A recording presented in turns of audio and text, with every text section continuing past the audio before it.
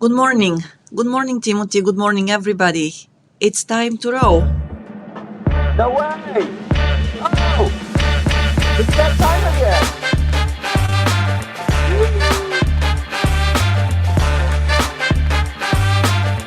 Yep, there we go.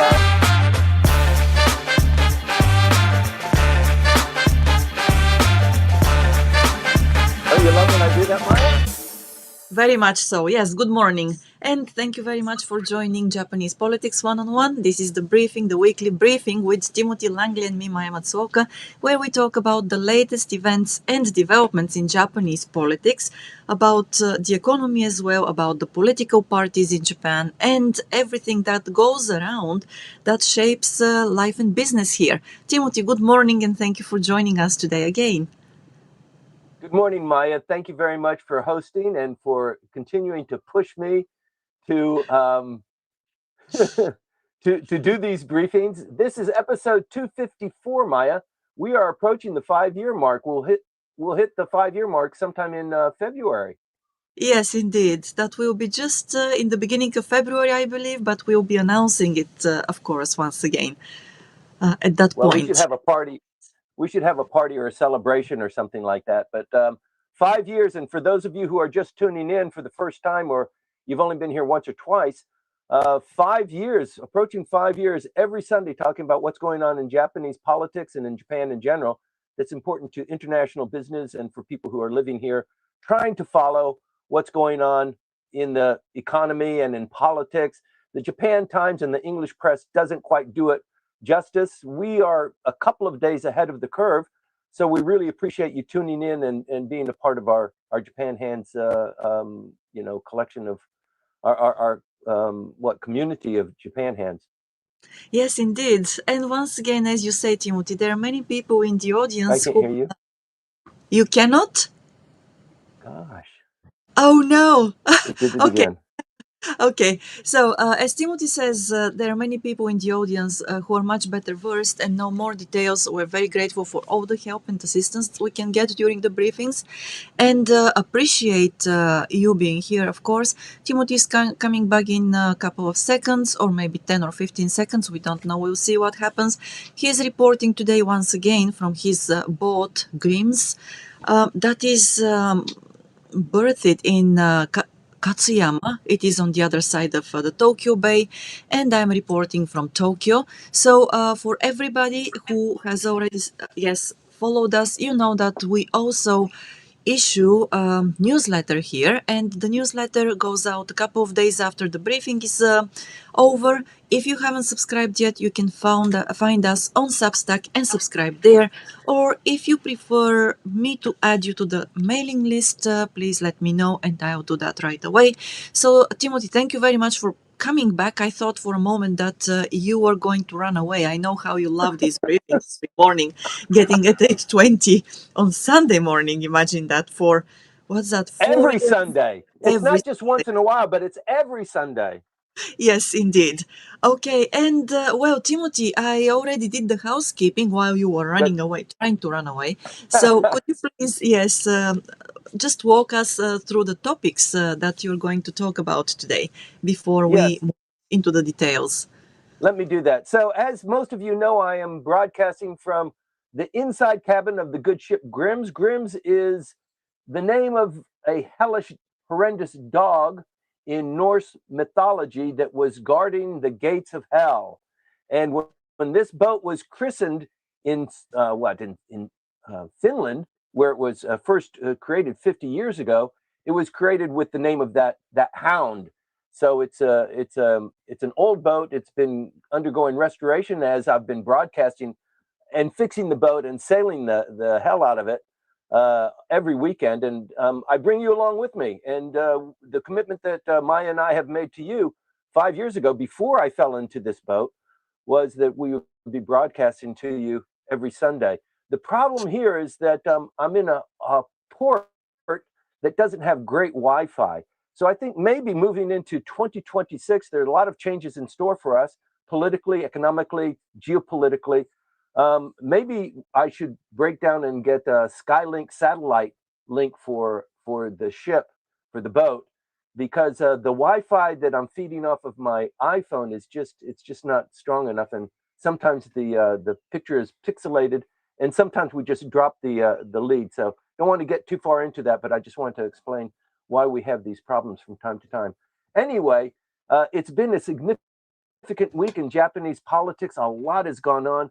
On Wednesday, the diet ended. So Monday and Tuesday, there was a lot of just kind of scrambling around. Wednesday was quiet because we were closing the diet and everything was being signed off. The supplemental budget passed on Monday. So there was some significant, I don't know, achievements for Ms. Takaichi, the Prime Minister of Japan, but there's still a lot left to be done, and there's a lot of action that's going on in the background. In particular, you'll remember if you've been following us that the LDP and Ishin no Kai had a very narrow majority of one diet member over the 50% mark so that they could move things. There was a death of a member of the parliament from the LDP this week. So now it's 50-50. So they're back to where they were before, and that's had its own dynamics. And I'd like to get into that a little bit and what that means.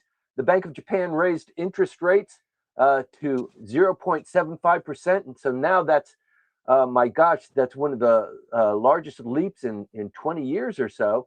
But in spite of that, the yen took a dive. It didn't really strengthen on the basis of that. Also, the Central Asian countries were holding a summit in Tokyo. You probably missed that if you're watching Japanese politics because it was overshadowed by everything else.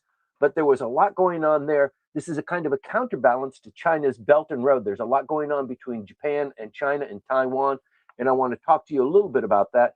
It impacts regional security with Russia, China doing joint maneuvers, the United States emboldening Japan to take more of a lead and to begin to produce offensive weapons, which they are starting to do in a very significant way right now. And the things to watch in fiscal 2026, I want to talk about those before I turn it back over to Maya, and then we can get into the Q&A. But I think it's going to be a very rich dialogue today. So let me try and wrap through my points that I want to convey to you, and then get into the meat and the bones of the briefing, which is the Q&A. Maya?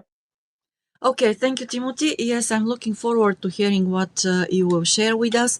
And again, to everybody watching us, please remember to let us know that you have been here and watched or listened by hitting like, subscribe. Also, share your thoughts and comments in the comment section, because at the end of this, of every briefing, actually, we do have a Q&A session where we address the questions and comments as well.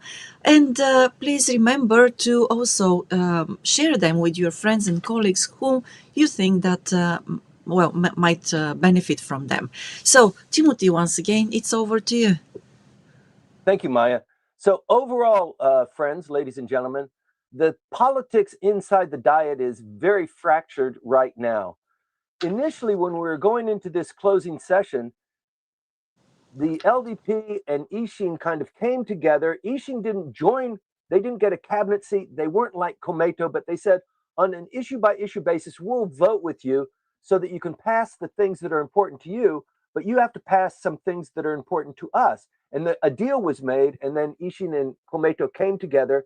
It did kind of fill in the hole that was left by Komeito leaving the coalition. It wasn't quite everything. 3 members who were formerly with Ishin joined the LDP about 3 weeks ago. And that means that the LDP and Ishin together they had 50% of the lower house seats plus 1 member. So they were a little bit more enthusiastic, a little bit more committed, but the pressure on Ms. Takaichi to pass the promises, to commit, to make good on the commitments, that the diet would reduce the seats voluntarily from a vote of the lower house to reduce the seats of the lower house by 10%. That's about 50 seats. And that was one of the commitments that Ms. Takaichi made to Ishin no Kai. They also talked about electoral reform, which was kind of the ability of the LDP to collect money by holding these Benkyokai and these different parties where people would come for $200 a plate briefings. And they want to reduce that. And these two bills got stuck in committee throughout the entire time, pissing off Ishin. They said, look, Miss Prime Minister, you promised that you would do that. And the Prime Minister said, look, these committees that the bills are in are not controlled by the LDP. They're controlled by the Constitutional Democratic Party. And the chairman there is slow walking these two issues, knowing that it's important to our alliance to pass these through. So they're trying to cause a wedge between us. So let's stay strong.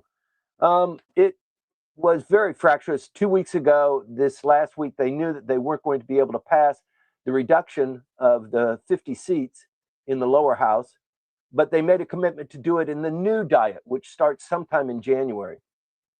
In the meantime, this very delicate balance that Ishin and LDP had, 50% plus one, was collapsed this week earlier because unfortunately one of the members of the LDP passed away, and now there's at a 50-50 point.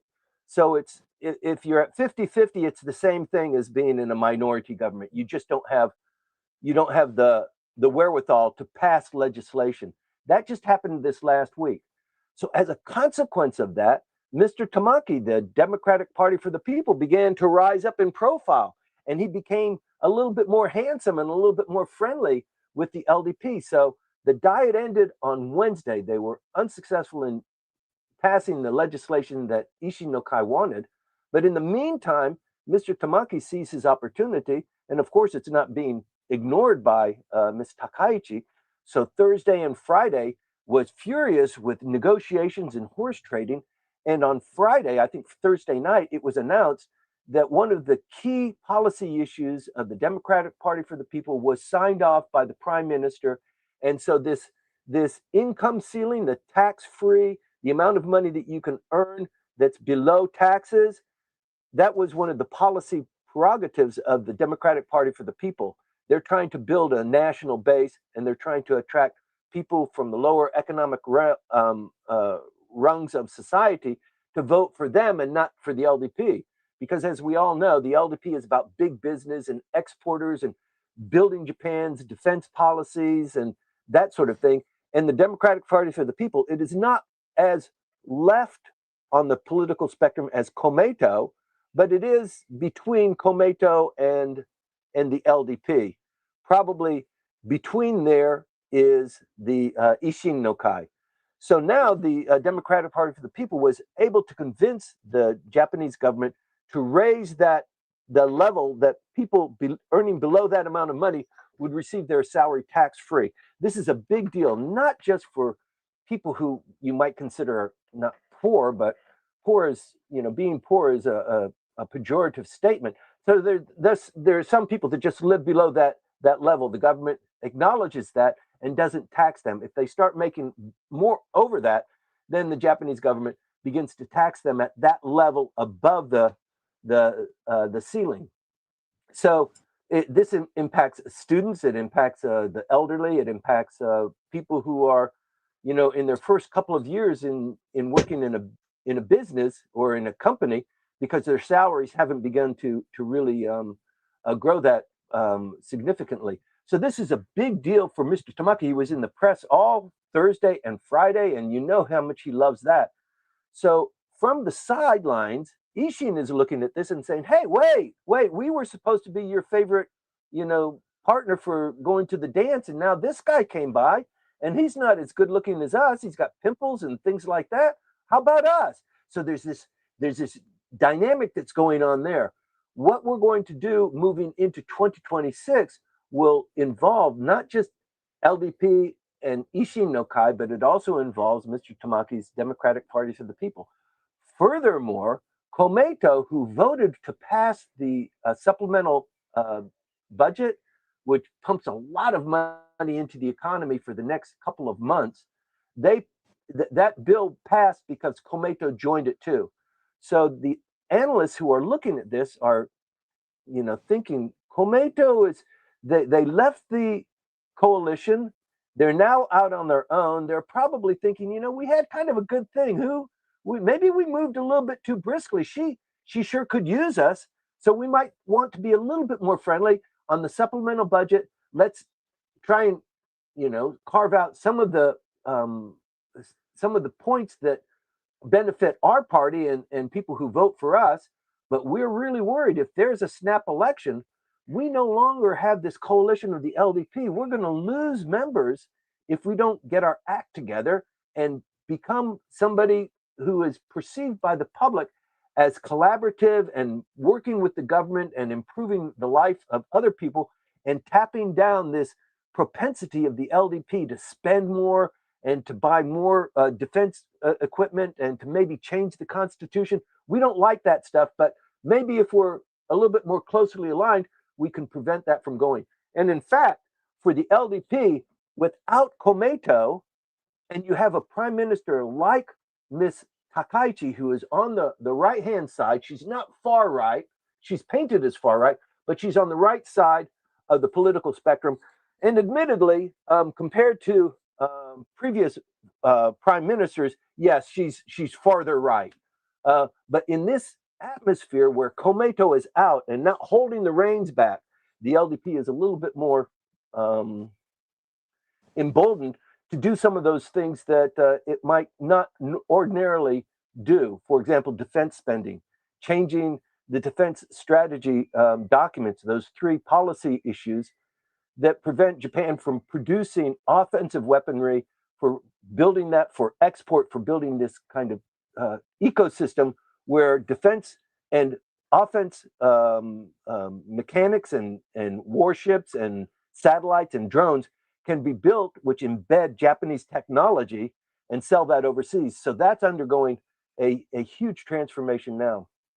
The other thing that's kind of going on is, in spite of the prime minister's pronouncements of being a fiscally responsible prime minister, and she's going to get the budget, in line, she's fighting a rearguard action there because the yen is not cooperating and the inflation is not cooperating.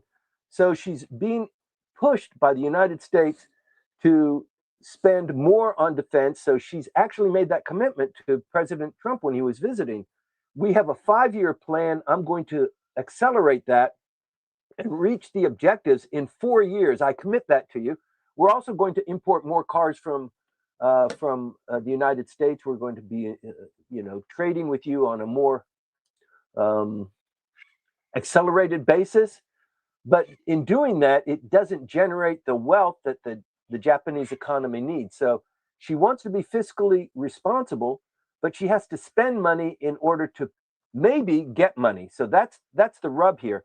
And if you look at her just on a piece of paper, she doesn't look very fiscally responsible. The budget, the supplemental budget that was passed on Monday is enormous. It's the biggest, except post-COVID, it's the biggest in 20 years, this supplemental budget. It's just enormous.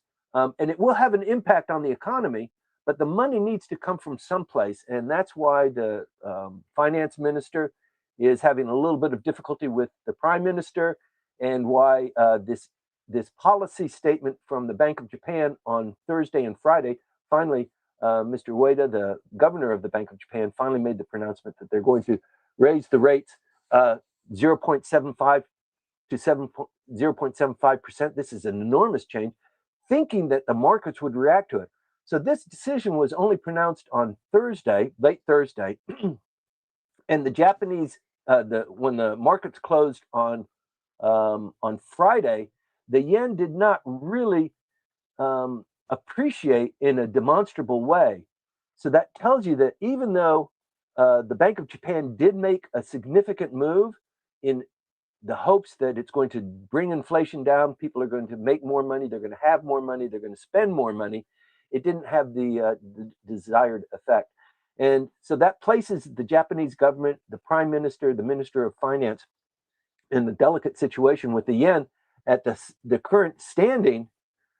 The temptation is to come in and purchase yen from the Japanese government in an enormous way, so that it pushes the value of the yen up. If that's going to happen, it's probably going to happen in the new year. It's not going to happen. I don't think there's enough time left in the year to do that. But there's just so much going on.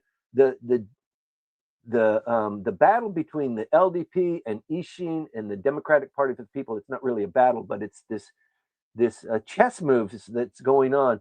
Pretends that the new diet is going to be different from this last diet, and in fact, comparing Ms. Takaichi with Mr. Ishiba, who had the prime ministership for almost exactly 1 year. It's not quite 1 year. It was a very short stint.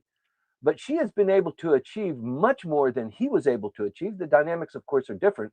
But she is growing she's been prime minister for 6 weeks. It hasn't been quite 2 months yet.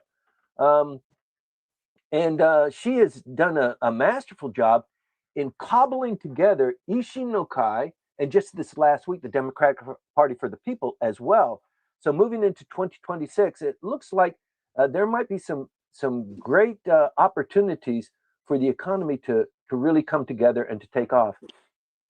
One of the things that we frequently talk about, Maya, on this show is a snap election. When will the prime minister call for the election? The duration of the members of the lower house, they've got 3 years left in their term of office. So they don't have to be called back. They don't have to have an election for another 3+ years. But as we know, under the Japanese constitution, the prime minister can close down the house at his or her own volition. It does cause some problems, but there's political horseplay that is behind that sort of a decision. We don't know when the new diet will be held. It wasn't announced yet, but that is something that we all need to look forward to, because if the diet starts early in January, like the earliest it can start is maybe the 7th of January.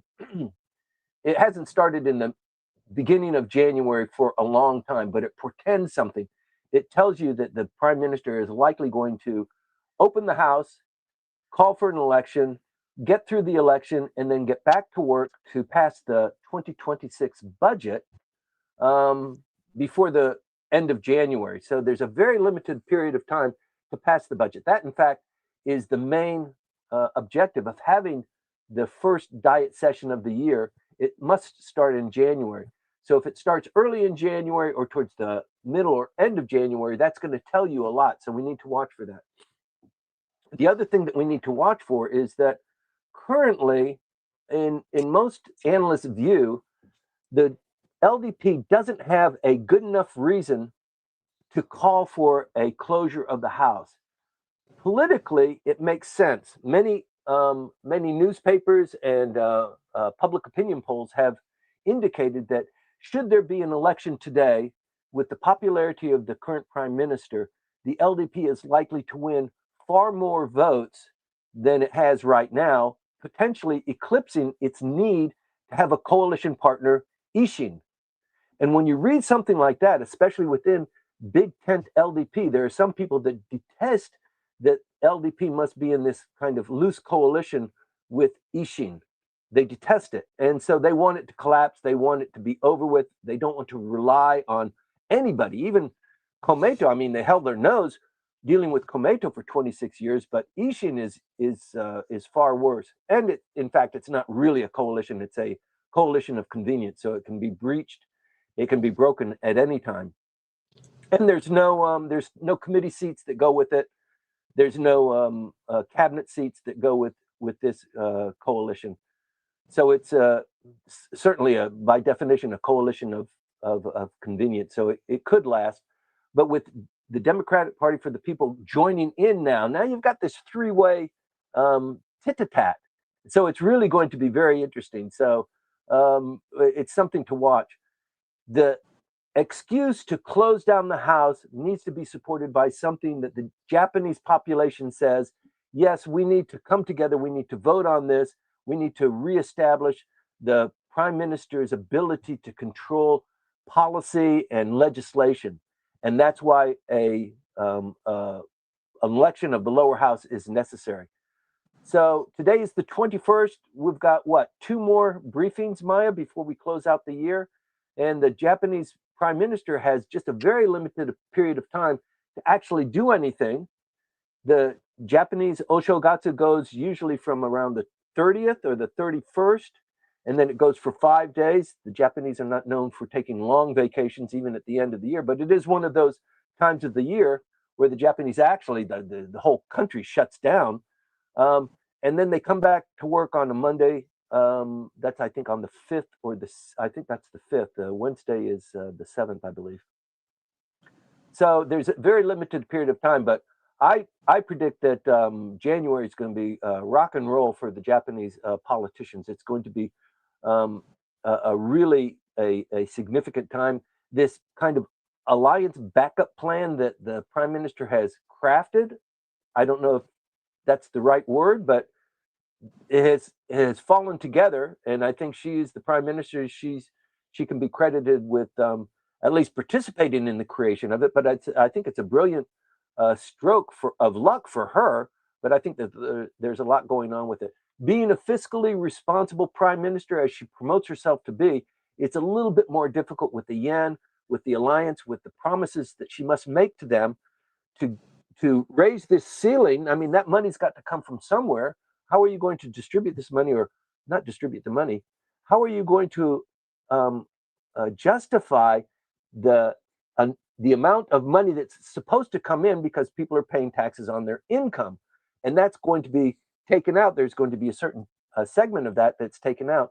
How are you going to pay for that? And apparently, the response to that is the Tohoku restoration fees are going to end next year, and so we'll use the money that people were paying for Tohoku restoration. We'll just rename it, and we'll put it into the account for paying for this, or for supplementing the budget so that we don't go further into the red with the Tohoku disaster relief. So that's been going on ever since, the triple disasters of 15, 20 years ago. It was a long time ago, but 2011, yes. Yeah. So anyway, strategically, the LDP wants to normalize its relationship with the Democratic Party for the People. It wants to keep some sort of a standard footing with Ishin no Kai. It's just very complicated. Ishin no Kai has two leaders. One is not a member of the parliament. He's the governor of Osaka. One leader is a member of the parliament. It's a regional political party. And so it has some strength in Kansai, but it's not national. The Democratic Party for the People, on the other hand, it's smaller than Ishin, but it does have a national presence. So there's this kind of ebb and flow that keeps tugging on the prime minister on who to be friendly with and what concessions to grant, that sort of thing. So it's really active, and unless you're into this sort of thing, maybe it's boring. And I apologize for going too much into the weeds for those of you who are joining for the first or second time. But let's move on to other things besides politics. There's a lot going on. If you're in Tokyo, if you've been passing through the Diet compound, you've noticed the flags, many flags waving, and they're, in spite of the importance of the Central Asia Summit that was held in Tokyo in this critical last week of the Diet, the Central Asian countries had a summit with Japan, and it was hosted by Japan. So that's Turkmenistan, Uzbekistan, Kyrgyzstan, Kazakhstan. Many of the Stan countries were in Tokyo, and it received a lot of fanfare internally, particularly within the foreign ministry, but not in the public. I mean, the public eye has been consumed by what's going on, the political dynamics in Nagatacho. So it's kind of too bad, but this is kind of this counterbalance. Many of these things are months and years in the making. So you can't say that because, China has decided to remove the pandas from Ueno Zoo, and now Japan will be panda-less for the first time in 25 years. Japan, as a symbol of the relationship between China and Japan has received and held pandas in certainly the Ueno Zoo, but there's been another zoo that's hosted one of them. And now, at the term of their lending, they're not going to be replaced.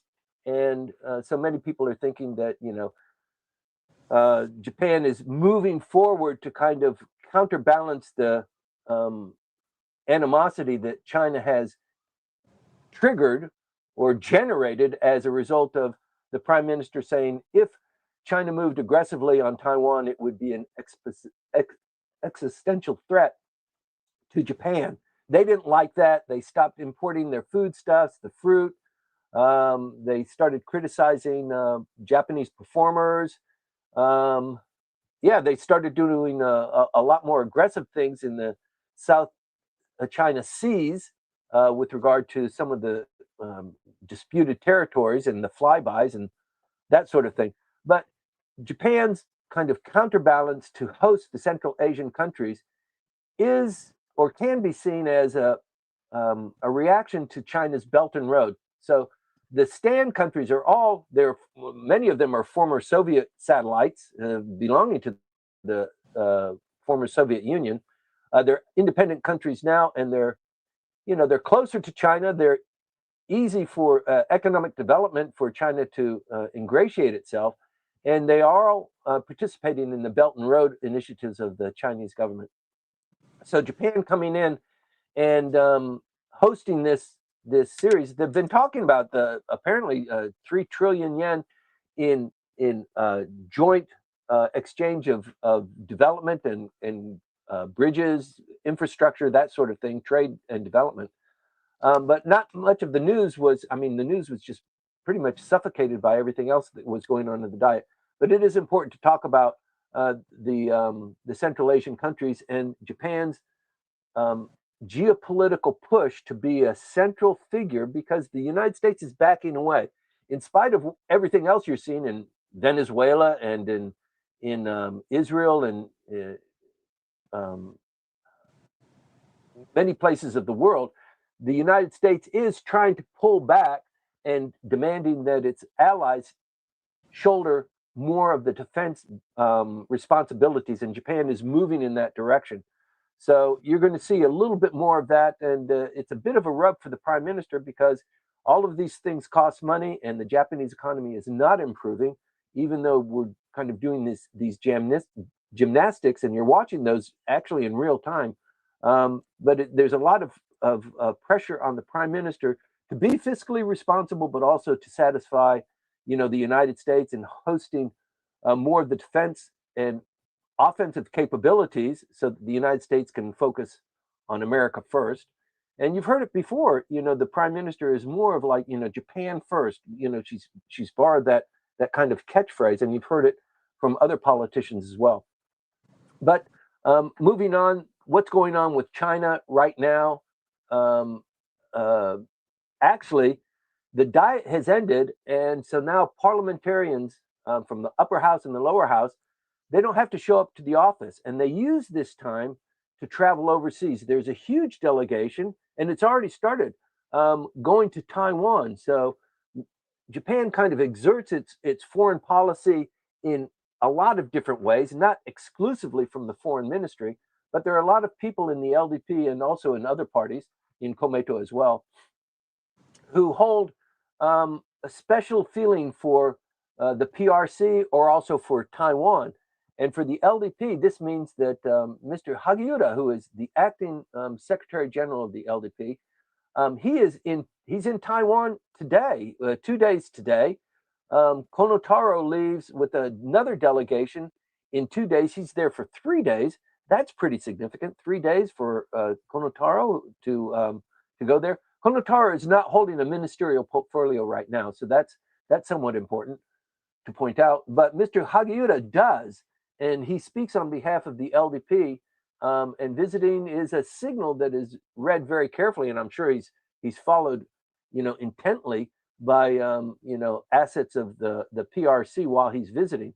So this signaling that's going on between Japan and Taiwan and the growing animosity between China and Japan about these issues, it really is encouraging Japan to, if you're going to go off the wire so much just because of a statement that was made that acknowledges a reality, it indicates to us that maybe this is exactly what you're planning. You're planning kinetic action in Taiwan in a very short period of time. So we need to bolster that.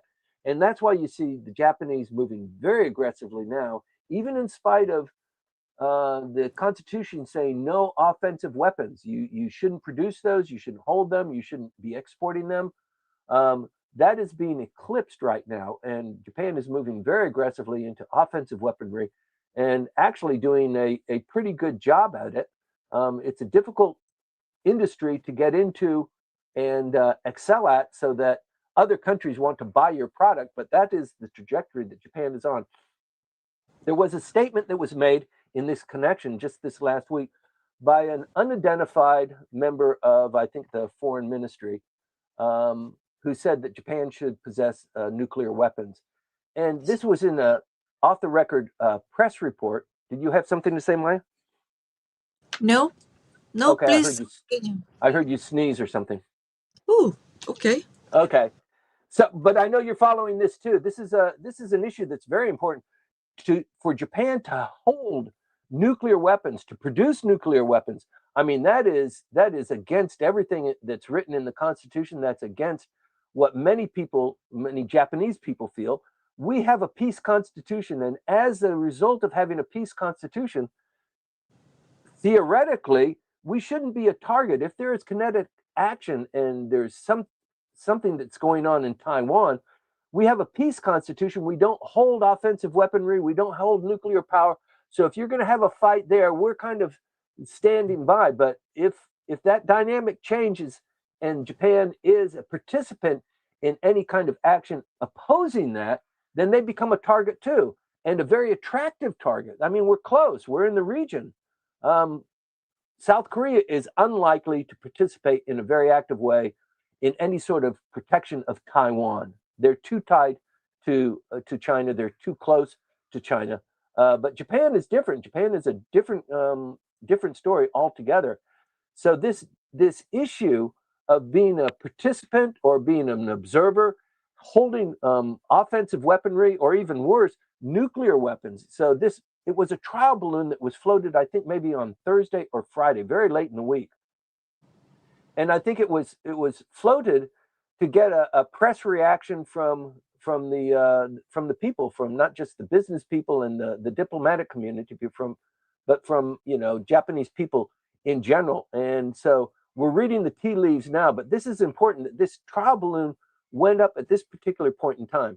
Everybody knows that producing a nuclear weapon, I mean, North Korea is doing it, has likely already achieved that. It is working on the delivery vehicles, the rockets, to have that capacity.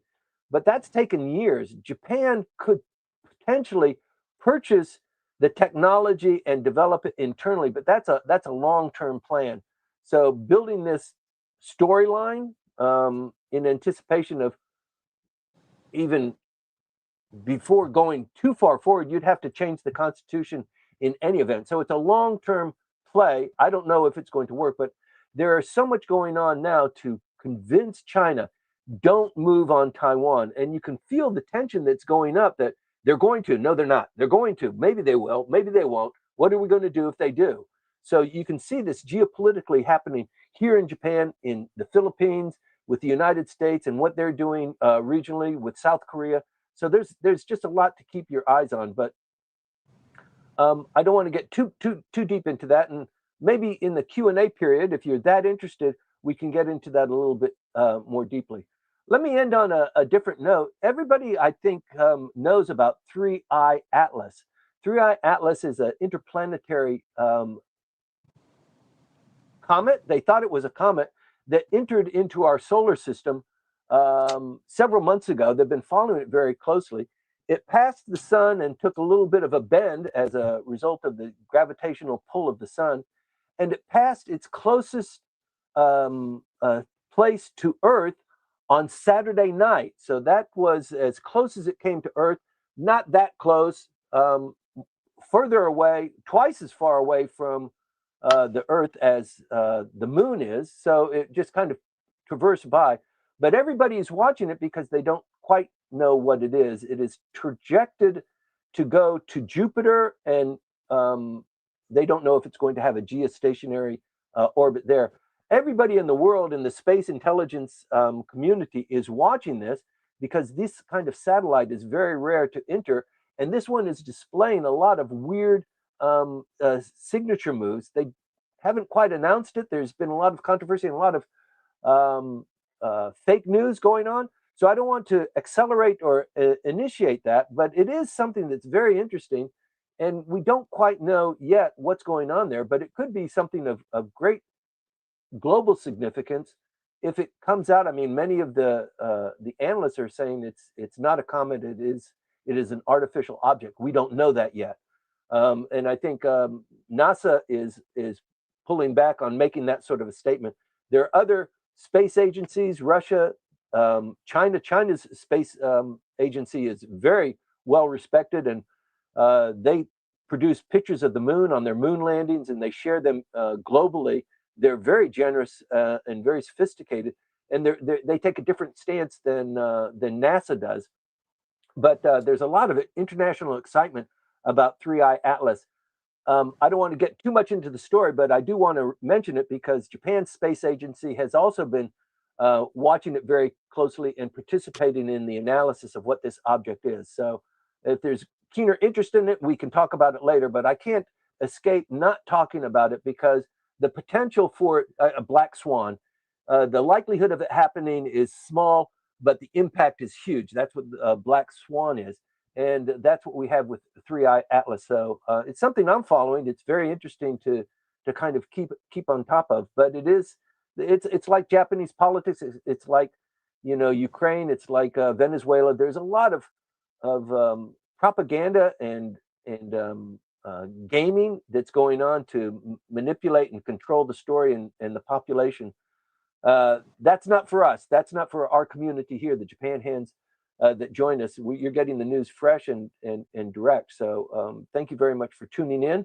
And I'd like to pass it back over to you, Maya, for the Q&A and probably a little bit of a tongue lashing for bringing up 3i Atlas. All right, indeed. Yes. But who knows? In the future, it might have something related to Japan, or it might connect to Japan somehow. All right. Yes. Thank you for this, and to everybody once again, thank you for being with us in watching Japanese Politics One-on-One. This is episode 254. We're moving towards the 5th year anniversary, and we also produce a newsletter that is sent out, a couple of days after the briefing is over. If you haven't subscribed for the newsletter yet, please let me know, or just go to Substack and find Langley Squire and subscribe there. Also, please feel free to share these briefings with friends or colleagues or family members that might benefit from the information shared here. And yes, Timothy, thank you very much for the briefing today again. Well, the AI Atlas was an interesting point there as well. And we're going to the Q&A session now. Hiroko-san, thank you very much indeed. As always, I appreciate your help with the details. It's wonderful to have support like yours. So Hiroko-san wrote about the summit of the Central Asian Summit plus Japan. So it is happening here, and she actually has a question. I'm once again going in the opposite order of receiving the comments and questions. So the question of so just let me. Okay, I think I had it. Oh yes. Oh no. It seems okay. The order I receive these comments sometimes is really different from the platforms I am on. Okay, here we go. She says, CAJAD, this is the Central Asia plus Japan dialogue, was held in Tokyo. Those 5 countries participated. The countries that participated were independent from Soviet Union, but still have close relationship with Russia and China. What is the purpose of having this convention, and why now? So, like I said, these kinds of events, they take years in planning, and maybe it's Tokyo's turn to host it. It was hosted in some other capital in the past, and now it just turns out.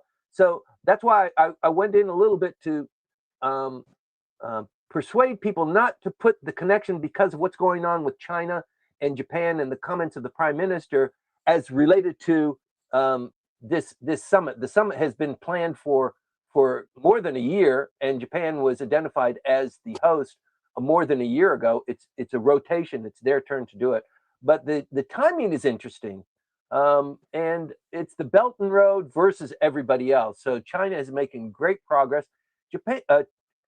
China, in spite of all of the news about how depressed their economy is and how much trouble Xi is in because their economy and their real estate bubble is collapsing and they're in so much, they have a lot of money, and Belt and Road is giving money to other countries, to kind of like-minded countries, or maybe they're not like-minded unless they get a bridge and a fishing port and an airport.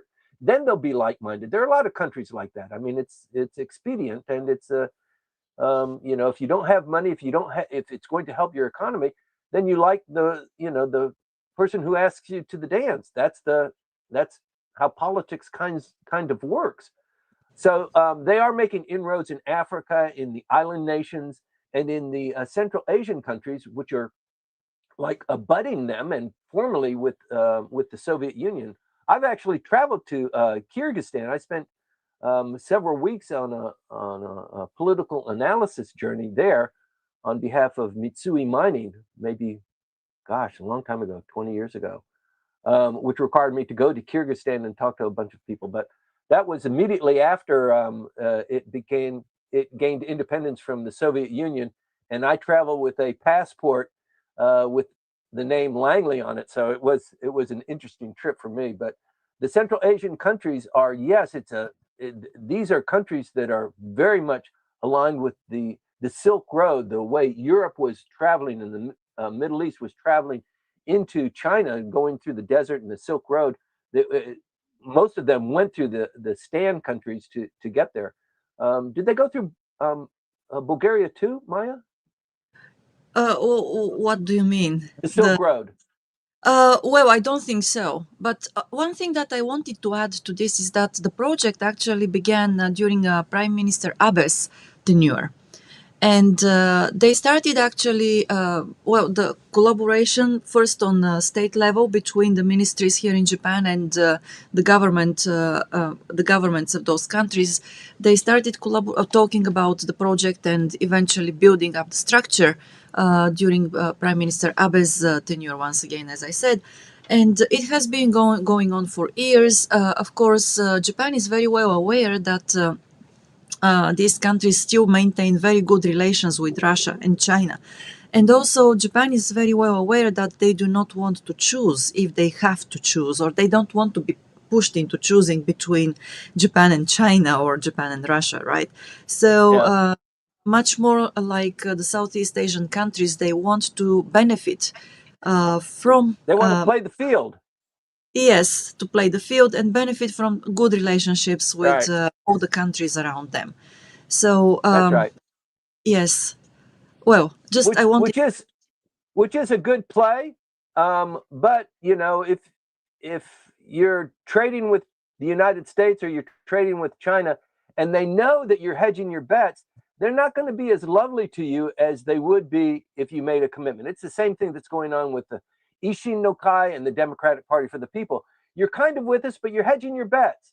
So we'll hold hands with you, but we're not going to kiss you in front of everybody.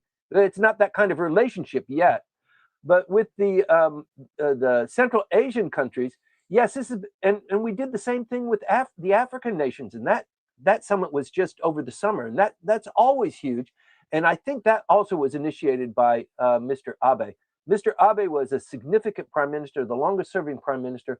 Before he became prime minister, he was foreign minister, and he held many important geopolitical positions in preparation for becoming prime minister. And I think that's why he focused so much on the African nations, on Japan's checkbook diplomacy. That was a feature of Japan's diplomacy even before he became prime minister. But that's one of the signature moves of the foreign ministry here in Japan.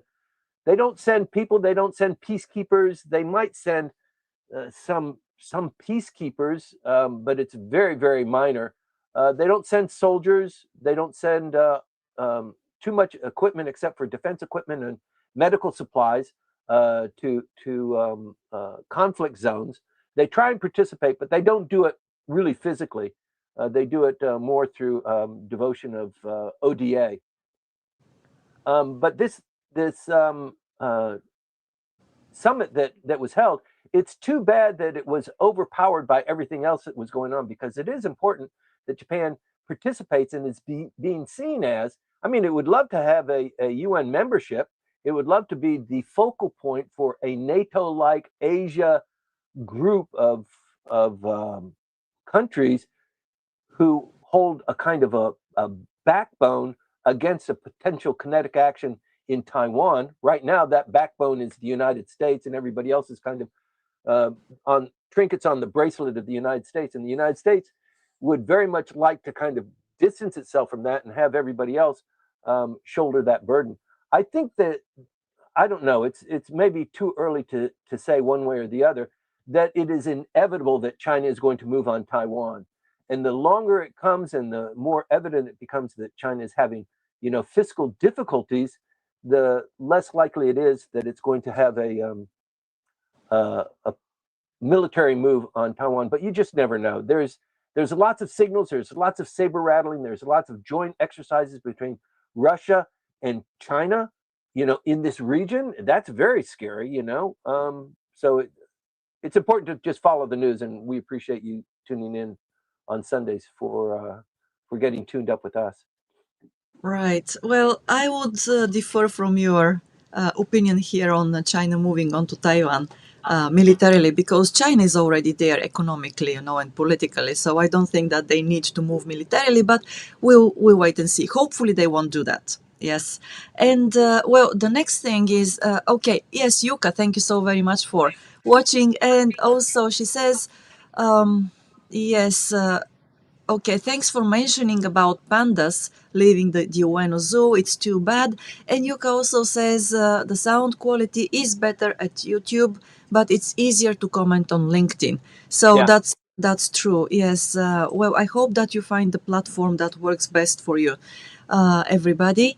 And all right, so let me move also to the questions of Byron, because we've got two questions about domestic politics from him. And from there, we will go into domestic politics before we probably move once again out of Japan. So, first, Byron writes, the agreement between Prime Minister Takaichi and DPFP's Mr. Tamaki on the taxable income threshold of 1.78 million yen is a major victory for the Democratic Party for the People. It signals Definitely. that the Democratic Party for the People is providing an insurance policy against potential departure of Ishin from its shaky alliance with the LDP. Is Ishin's Mr. Yoshimura a novice in hardball national politics? How did he assume that Diet members would all vote to cut down 10% of the seats when they all generally protect each other irrespective of party in every country?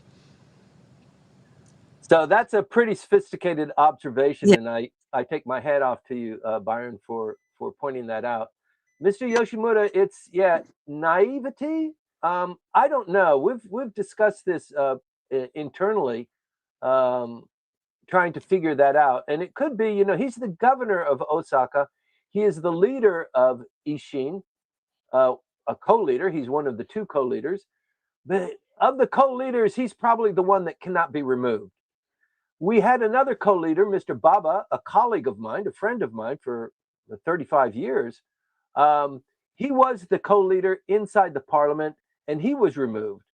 So he was removed and replaced by Mr. Fujita, who is undergoing a little bit of scrutiny on his finances and the fact that his secretary is also the president of a printing company that handles all of the printing for Ishin and has generated a significant revenue. And where does that revenue go? That kind of inquiry is going on now. But Mr. Yoshimura is probably the guy that can't be removed. He's not a member of the parliament, so that causes a little bit of a disconnect I mean, having a national political party that is governed by a governor of Osaka and is only regional, they only have so much, they can only really generate so much throw weight. They've got great throw weight and ability to manage Kansai, but if they're really going to be a serious player, they have to be national. And yes, what I think Byron is referring to is that Mr. Yoshimura had a meeting with the prime minister wherein the commitments were made and he extracted the promise that the diet seats would be reduced by 10% in this extraordinary. I mean, that's why the extraordinary diet, as far as he is concerned, is being held. We need to pass the supplemental budget. For you to pass the supplemental budget, you need my vote. I'll give you my vote if you promise to reduce by 10% the seats in the lower house, because that it hurts me a little bit, but it hurts my opposition. It hurts Komeito much worse. It also hurts you a little bit, LDP.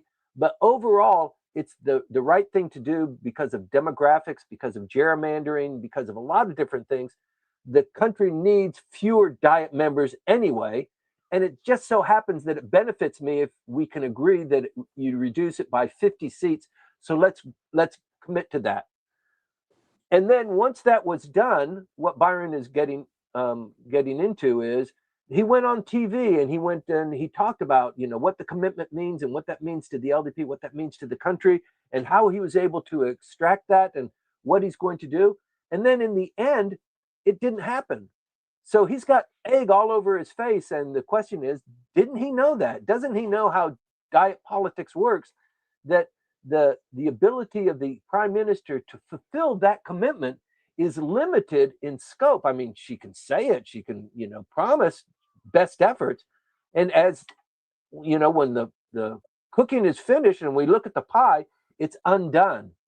They weren't able to move on that, and they weren't able to move on the finance package of politicians putting money in their pockets and, you know, electoral reform. Those two big issues that Ishin received a commitment on were unperformed. So yes, some people can say the Ishin no Kai have a reason to be really torqued and really angry because the promises that were made were not fulfilled. But at the close of the diet session, they came together again and they said, oh, okay, well, I guess you can't do it. But in the next diet session, since you weren't able to do it this time, you do it next time. We'll do it next time. Plus, there's a penalty clause and you have to do this and this too. And they probably got agreement on that. And probably some of that is not for public consumption. But yeah, to keep that alliance together, I mean, just to achieve the alliance, I mean, she would cut off half her nose just to get that 51%. And as it stands right now, that 51% collapsed this last week. And then all of a sudden, the Democratic Party for the People show up. So it's an interesting dynamic. It is, isn't it? Everybody's watching very closely the ratings and everything else. Population, the general population's attitude and feelings there as well. Okay, thank you for this. And before we move to the next questions from Byron, there is a question here from Manabe-san. He says, what should be done by the finance minister Katayama if the yen hits 157 per dollar? Yeah. So it is at 157 now. And his question is, what happens if it deteriorates further? Or what should the finance ministry do if it deteriorates? Yeah. So are they going to intervene? That's the question. Is the Japanese government going to go in and quietly purchase lots of yen? And when they do that, it tells the world that the yen is stronger. It's artificially stronger because the Japanese have gone in and bought enormous. So it doesn't work in several allotments of millions of dollars or tens of millions. It's much greater than that. They have to go in and purchase massive amounts of yen, and then it upticks it. It produces a little bit of an uptick, but it's kind of for most people like the audience members, That's a lot of money to spend for just a little bit of a payback. But the story is, or the analyst is that for every diminution of the yen in value, it impacts the economy this much. So when it's negative, it's this much, and when it's positive, it's this much. And so that calculation is always, I mean, that's what the finance ministry and the Bank of Japan is always looking at. So yes, I think that decision is, nobody likes to do it. People don't want to artificially support their own currency, and the United States wags their finger at Japan every time they do it. But they've done it. They've done it. Over the last 24 months, I think they've done it 2 or 3 times. A very significant time, maybe this time last year, where they purchased a bucket load of yen, and it did impact the yen value, but only for a couple of months. But sometimes all you need is a breather. And it's the same thing with Miss Takaichi. She wants to be fiscally responsible, but I have to take care of this and this and this first. And when I do that, the projection is that it's going to generate, it's going to restart, we're going to be back on top. We're going to hit the bubble years again. So that's always the gamble. That's always the dream and the prayer. Depending on the personality and the country and the situation, sometimes it just doesn't work. And more often than not, it doesn't work. Right. Okay, we've got also quite a few other questions. Please bear with us because there is one more thing, that there is a lag between you post your comments and questions and the time I can see them, because we move between different platforms. So please be patient with us. And the next question from Byron is, the sharp decline of the value of the yen is thought to be the market signaling concerns about addition to the debt overhang by the huge supplementary budget that passed both houses of parliament. One way to reduce public debt is by selling off national assets. Yep. What sorts of assets are owned by the government that might potentially be sold to the private sector? In today's environment, can the government sell off national assets to global investors or only to Japanese entities? Okay, that's once again a really keen observation. So there was a booklet produced. Maya, I think we have a copy of it. Yes, we do. That lists all of the assets that are held by the Japanese government. Yes. And their farms, their fields, there's water sources, there's bridges, there's all sorts of things. And for the Japanese government, pardon me? No, I wanted to add to that also, there are also roads, the road system, and the railway, part of the railway system is also held by the government. Yes, also strategic assets like dams or bodies of water, right, and ports, and it's huge. The list is really tremendous. Buildings. It's a big, thick. If you printed it out on paper, it's very thick. Yes. And I believe the last time we received a edition of that, it was maybe 2 years ago, but I don't think it's changed that much. But typically, when Japan invests, when the government invests in an Rapidus, for example, up in Hokkaido, or in building an airport, they are committed to investing at least 33.33%, giving them some sort of access to the board, giving them some access to information that you don't have if you have less than 33% of the shareholdings. So the number of companies that Japan is invested in is massive, but it's also they have 33 and a third percent investment or a stake in other things. For example, in Sakhalin, the Sakhalin project up in the Northern Territories, which, by the way, this is Japan participating in Russian trade that you're not supposed to because they're under sanctions, right? But because Japan has invested heavily in Sakhalin 1 and in Sakhalin 2, they've received a exemption from the United States, and they just this last week received another exemption that they can continue to import the LNG from this project, even though they're supposed to be practicing the sanctions together with the United States and other countries to punish Russia. But that's a bit of a side story to the main question, which is, what assets does Japan hold? And I don't know, maybe we should post it somewhere or write a story about it, Maya. But the question is, so if they sell it off, if they decide that they don't need to hold 33 and a third percent, and I don't think that they can go below that. I think the commitment, the legislation says they must hold that. So if they go below that, I think it's against the legislation. They can't do it. So probably they would sell the 33 and a third percent of what they hold in different assets. And that would be up for grabs. And yes, I think foreigners can hold that. Conglomerates can hold that.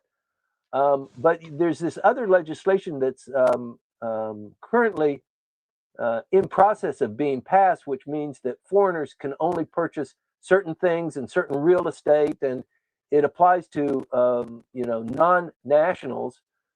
Many people, and there's a lot of stuff going on in just the regular lexicon about foreigners receiving a little bit more of a harsh treatment these days. They're not allowed to go into certain restaurants, and you wouldn't have heard that a couple of years ago. That we only deal with no foreigners. Foreigner, no, right? Can you speak Japanese? Oh, you can. Well, it's still you can't come in because you're a foreigner. That incidents and also people being yelled at on the streets and somewhat verbally assaulted, things that you never heard before, that is becoming a little bit more prevalent these days. And so there's a little bit of anxiety that's going on. But I think most of this animosity, if you can characterize it as animosity, it's because of the Chinese coming in and purchasing buildings and operations and coming into Japan. And I think that this legislation is more directed at that initiative. But the point of fact is that the Chinese, they exceed like 50%. They're not quite 50% now, but of the tourists that come in, it's a lot of them are from China. And it's not because it's an initiative that's being geared by the Chinese government, but it's just that China is so huge. China has more millionaires than Tokyo has people. So it's enormous, and you can't escape it. So I think the legislation is more positioned to protect Japan, the security and the anti-spying and the intelligence gathering, that sort of thing. And everybody knows, the ones we have to worry about are North Korea and China, and they're very active. And there's a lot of cyber attacks that are going on. There's a lot of damage that's going on in that area. But it's Japan is a prime target. It's the third largest economy, maybe fourth right now, fourth largest economy in the world. I have many clients that want to come to Japan, but they always complain, "Gosh, it's so expensive here. I don't have to spend this much money when I'm going to Spain and opening an operation there." Yeah, well, Spain and Japan give me a break. It's completely different. So things cost more. Things are more difficult here. It's a more established capital society. The Japanese are very well ingrained in how they run their business and how they want things done. So it's the foreigners that need to accommodate the Japanese standard, and as a result, it's expensive, it's time consuming, it's a lot of different things. But that's a long-winded response to a Yes, pretty sophisticated indeed. question. If I can say, yes, probably you're talking about the expense of services, or what foreign nationals need to pay for services, because otherwise, when it comes to other products, I believe that Japan is in a good position as compared to the European Union at the moment, and maybe Britain as well. But yes, what I believe the case is that strategic assets, Yeah. assets that have been deemed strategic, of strategic importance for the national security, will never be sold out. Of course, it goes beyond, without saying. But at the same time, there are some of them who can be probably leased for concession, or maybe parts of them could be sold, but I don't really believe that it's going to happen, So Byron, if especially you're in this not, climate. Yes. yeah, Byron, if you're not familiar with this publication, I'll try and dig it out and share it with you. And Yeah. maybe there's an updated version. I haven't been following that, but it's a good question. Right. Okay, thank you for that. And okay, so we've got also a couple of remarks about that comment about the nuclear weapons. And so Hiroku-san writes that it was made by an official. Just let me. Unnamed official. Yes, unnamed official. Yes. Yes, a senior official in the Prime Minister's office responsible for national security policy under the Takaichi administration. So, but at the same time, everybody else rushed to make official or to rebut, I don't know, to rebut, or Yeah. what's the right word here? Well, to basically officially say that Japan still is intent on what's that? Upholding the principle, the three principles. Non-proliferation, yeah. Yeah, non-proliferation. So yes, it's. I think I wonder whether there is. This is a kind of tactic, or It's maybe a it's trial just balloon. Obviously, it's a a trial trial balloon. balloon. Yeah. Okay. Yes, because also Hiroku-san says the opposition party strongly responded to Yes.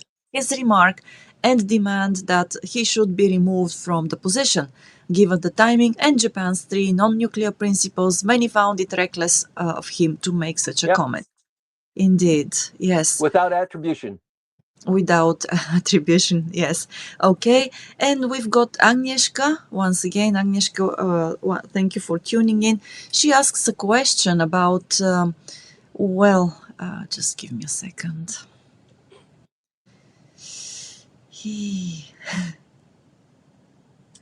Okay, will the Pyongyang pressure, just give me a second to find it, the exact one. I'm sorry for this.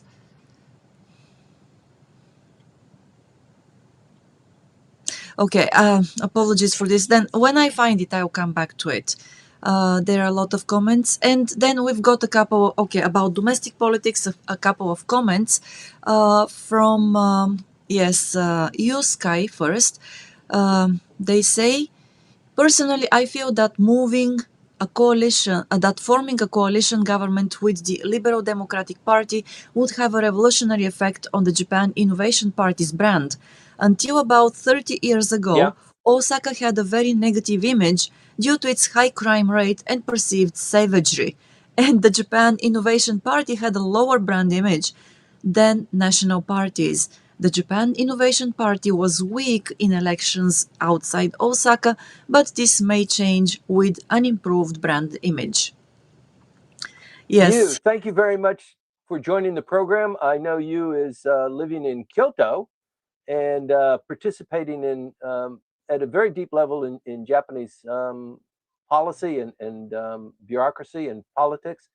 So thank you for contributing and for your assessment of what's going on in Kansai, which Kyoto also is in Kansai, and is impacted by the tremendous force of Ishin in that region. So your observations are spot on. Yes, thank you for that. And also, here we've got a comment from Keizawa. He says, instead of improving relations, China is causing trouble in surrounding waters, and it really feels like they are isolating themselves. At home, they say they want foreign investment, but then they tighten the rules and force companies to share their tech. That's why so many Japanese firms are leaving. With the real estate bubble burst, their economy is in trouble, and I feel like the talk about Taiwan is just a distraction to point the public's eyes towards Japan. What's worse is that the FCCJ, this is the Foreign Correspondents Club in Japan, doesn't seem to be reporting with enough balance. I think Japan needs to be more strategic with its PR, especially in line with Sanae Takaichi's approach. The Ministry of Foreign Affairs should invite top Western journalists to Japan and work to ensure that the international media supports on these issues from a more strategic viewpoint. Yeah, thank you very much for this comment. Maya, Yes. this is more in your bailiwick, but I think what Kay is pointing out is something that's so obvious that and it's not it's not part of my skill set, but Japan just seems to be really awkward and not very successful in self promotion and talking about itself. It's just even cool Japan was just not what it was all built up to be, and I think Japan lacks that ability to kind of capture the imagination and to sparkle. I mean, um, you know, pop pop culture and what's going on in Harajuku and fashion and stuff like that. But it just seems to be a little bit clumsy in promoting itself. Right. Yes. Okay, and here we've got also another comment about the yen. So Yep. Rick says, I was surprised the NUSD went to almost 158 on Friday. I do business in US dollars, so it's good for me. But it sounds like it just complicates making ends meet for the public here. Yeah. Government is offering the extra budget and tax breaks, but if food is imported and it's bought in dollars, it feels like the Bank of Japan is going to be pressured even more to defend the yen at some point. Yes, yeah. Thank you very much for this. And once again, to tie up this comment to what you just mentioned, Timothy, that Japan is not good at promoting itself or actually explaining itself, I would say that it's the same thing with the Bank of Japan as well and every institution here, because we have seen a lot of, let's say, events going on and happenings and developments here, but there is very little explanation to the general public. Of course, some of the TV channels here try to interpret what is going on and provide some interpretation, of course, so that the general public understands what it happens. But I think that if they have to do this for the general public in Japan, it's even more so for the institutions and the not politicians, but well, in terms of geopolitics, let me say so, because foreigners do not have such a deep understanding of how Japan works, and most of the time they do need somebody to help them with that, right? I also believe that this let's say inability to explain themselves of the Japanese comes it's deeply cultural, because here in Japan you are not supposed to explain yourself, you're supposed to watch, observe, and learn by observation. So I believe that this is the general expectation of everybody who comes here, right? Yeah. So regardless of whether you're Japanese or you're a foreigner, you are supposed to observe and learn and behave. So, but it doesn't work this way in the West, and very few Westerners are actually prepared to see the events in Japan and interpret them for what they are indeed. Okay, and here Agnieszka's question, I found it. So, do you think Pyongyang tensions will also influence the budgetary decisions in Japan? Yes. Okay, Short what are your question, thoughts? short answer. Okay, but why so? Uh, Um, eh, Probably most importantly, it's because of defense. So that means not quite Golden Dome. I don't think we're there yet. I don't think the ability of the North Koreans to launch multiple missiles at Japan, but with nuclear capability, they don't need multiple. They just need one.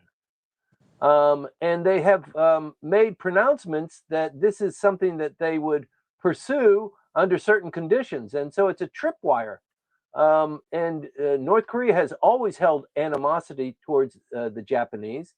And the animosity is kind of spilled over to South Korea as well. And I think maybe for China, the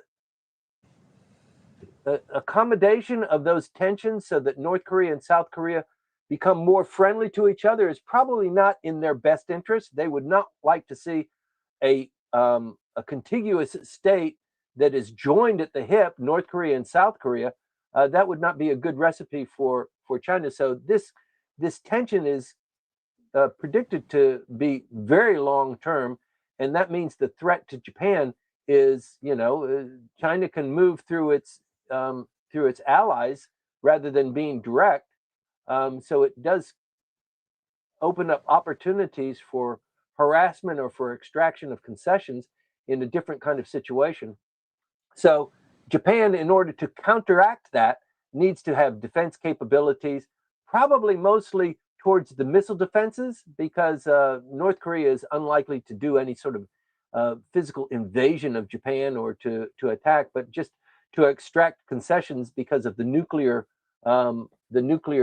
capability that they have. So I think North Korea has identified the only way that we can be respected or have a seat at the table is to be a part of the nuclear family. We need to have the nuclear weapon, and then people will respect us because they don't respect us enough now.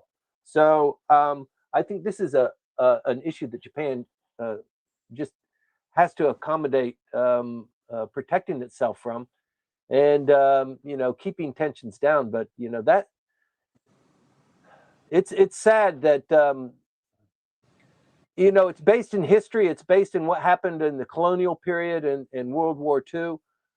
So those sort of things just don't die down easily, especially when there's a good benefit for keeping those sentiments in the public eye. So I think Maya, you and I had a conversation about that recently. About it's not the people that hate Japan, but the government for political reasons. It has a direction, and so it forms through propaganda. It forms through storytelling, and it forms through focusing on certain incidents and not on others. And we're talking about Japan being, not very good at promoting itself. It's the same kind of thing. It's not effective propaganda, if you can say that. But yeah, the nation of North Korea and its animosity towards Japan is probably something that Japan just needs to be comfortable with. It's not going to go away. Right. Okay. And we've got one more comment here from Rick, who says Chancellor Willy Brandt of what was West Germany is quoted saying, "If I am the seller, then of course I should speak English. But when I am the buyer, then sorry, my German is very bad, but dann müssen Sie Deutsch sprechen." People doing business with Japanese should keep it in mind. Fortunately, my clients are almost always speak English. But this German phrase, I believe, means that if I am the buyer, I have to speak the language of the seller. Right? So, and then, yes, if you buy things from Japan, maybe you do need to keep that in mind. So, Rick, if I'm mistaken with, the translation or the meaning of that phrase, please correct me. Forgive my bad German. But, well, that's what it is. And then, okay, so there is one more comment here, which just came from Hiroko-san. She says the Bank of Japan raised its policy interest rate by 0.75% for the first time in 30 years. But the yen is still weakening. When a central bank raises its policy interest rate, the currency yield increases, which typically attracts investors and leads to a stronger currency. The main reason could be 1. The invest rate gap with other countries remains wide. Number 2, the rate hike was largely anticipated. And number 3, concerns about Japan's economic outlook. Number 4, weak global risk of sentiment. Yeah. Yes. Well, the other thing to point out here is that playing with the interest rate, there's a little bit of a lead time. So we might not see a direct impact. I mean, that announcement was made on Thursday, and the yen performed at 157.47 on Friday. So I think you need to give it a little bit of time to actually read the tea leaves. But everything she said is completely accurate. I think people have been anticipating that. So that's one thing. The Bank of Japan needs to move before the close of the year, wait for the diet to finish, and then do it. But the impact of that will probably be trickled out over the next couple of weeks. And by the time we get into the new year, we can look back and say, remember when they did that in December 19th, what the impact is today because of that decision. And it's a little bit easier to read that with the benefit of that perspective. But it's not something that happens just like that. Right. And she continues, some experts said that Mr. Ueda didn't clearly outline a forward guidance or a tightening path. Yeah, that's right. Yeah. And So it's kind of like we were saying, Japan is not very good at promoting itself or describing, you know, why Japan is cool and why Japan is why it does things that it does and how you can participate. I think maybe that's part of the national character, but also Mr. Ueda, he's a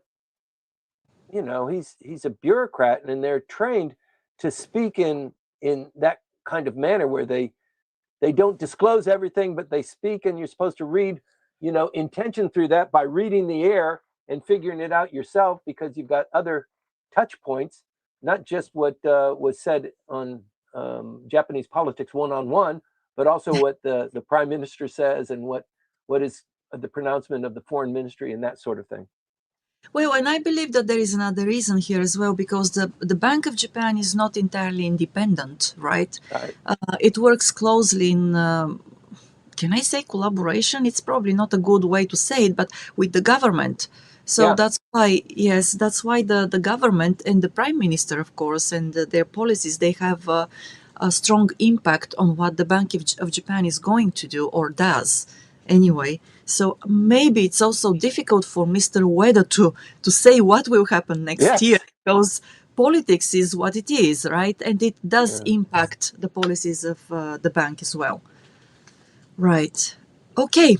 So it looks like we have gone through the questions and comments. Thank you so very much, Rick. Okay. I'm not going to have my nose very high up because of what you told, how you commended my German, but I'm grateful, yes, that I didn't make a big mistake there. Okay. And Timothy, again, thank you so very much. Today it's a cold day. I hope that it doesn't rain where you are in Katsuyama, so that hopefully you can go sailing. So Maya, just as we're beginning to wrap it up, the Yeah. sun suddenly came out from the clouds. Today was supposed to be a miserable, rainy, cold day, but the clouds are beginning to clear. It looks like it's going to be a very nice day. And I just loved spending the first couple of hours in the morning with everybody. Thank you. And we mentioned this again before, maybe 2 weeks. We have plans actually of setting up movie nights, a movie night once a month here in Tokyo, and it's entirely, how can I put it, low entry, no demand, or no expectations of return project. We just want to have, let's say, a reason to get together with people who can make it on that day. So the movie night, it has been the very first one has been set up for January 20th, which is Tuesday, and we are going to talk a little bit more about this in the upcoming briefings, give you some more information, and it will be announced also on LinkedIn, I believe. But I just wanted to let you know that the date so far, and well, will be January 20th. Timothy, I So see this that is you're this getting is another excited. one of your great ideas, Maya. So it's a monthly initiative to have a movie night just as an excuse to get together. I mean, who doesn't like going to movies and going to a theater? But most of us, we're lazy and we're complacent and we sit at home. And if we're going to watch a movie, we're going to do it on Netflix. But it is nice to get together and go to a screen and to have an opportunity to meet people. So my hat goes off to you, Maya, and I'm fully engaged in that initiative, as you know. Yeah, I still think it wasn't my idea, it was yours, but okay. Anyway, in any event. So, thank you. All right. Okay, so that's all for today. Thank you very much, Are we everyone. Have having a great day. issues? No, no, we I are can't hear not. you. Always good. Oh, I'm sorry, we are off. Okay. And we're going to see you next week. I hope again at 8:20 on Sunday morning. Have a great week, and happy Christmas or Merry Christmas to everybody who celebrates it. See you next time. Bye.